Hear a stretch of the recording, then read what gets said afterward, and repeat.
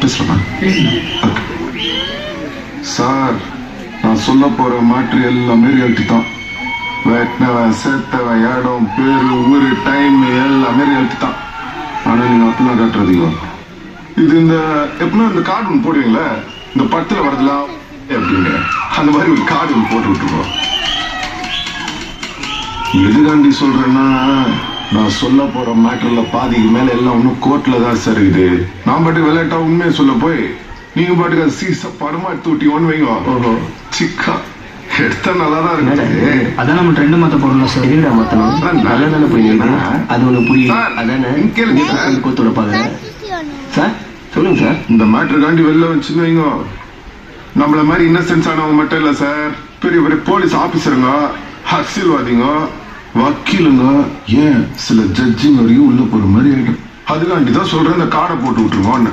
போட்டீங்கன்னு வைங்க, எனக்கு சேஃப்டி, நீங்களும் ஃப்ரீயா படுத்துக்கலாம். அது உண்மையாலுமே இருந்தா கூட யாரும் உங்களாண்ட வந்து எந்த கேள்வியும் கேட்க முடியாது. நல்ல ஐடியா சார், ஃபாலோ பண்ணிக்கிறேன் சார். அடுத்த நம்பர் கேஸ் தான், நான் போயிட்டு வந்து ஃபுல் டீட்டெயிலா சொல்றேன்.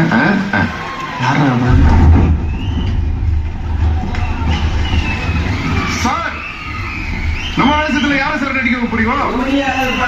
தனுஷ நடிக்க வைங்க சார். பர்ஃபார்மன்ஸ் சூப்பரா பண்ணுவாங்க. உங்க வேலையை லேட்டா போய் இந்த 2 வருஷம் எக்ஸ்ட்ரா போட்டு போறாங்க.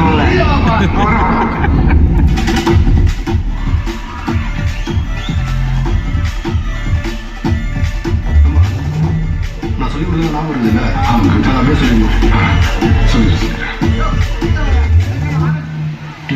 நீ யார்கிட்ட வந்து என்ன மாட்டி விட்டுக்கிற உடனே ஐடியா இருக்குதா சார்? ரிஸ்க் எடுக்காம இப்படி நான் ரெஸ்ட் கிடைக்குமாவா? இந்த டைலாக் ஓப்பத்தில் இருப்பியா?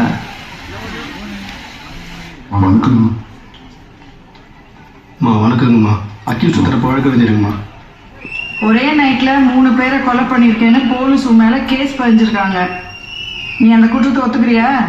அவங்க சொல்ற மாதிரி எனக்கு இந்த சம்மந்தமும் இல்லைங்க. அன்னைக்கு நைட்டு பிரின்ஸ்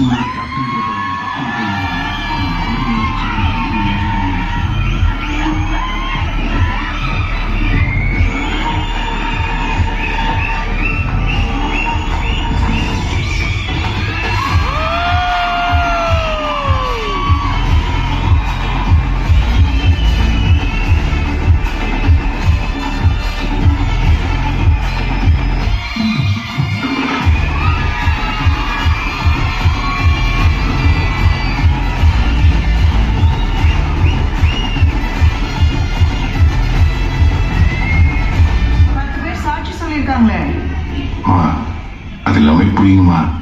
அக்யூஸ்ட் பிடிக்க முடியாத 10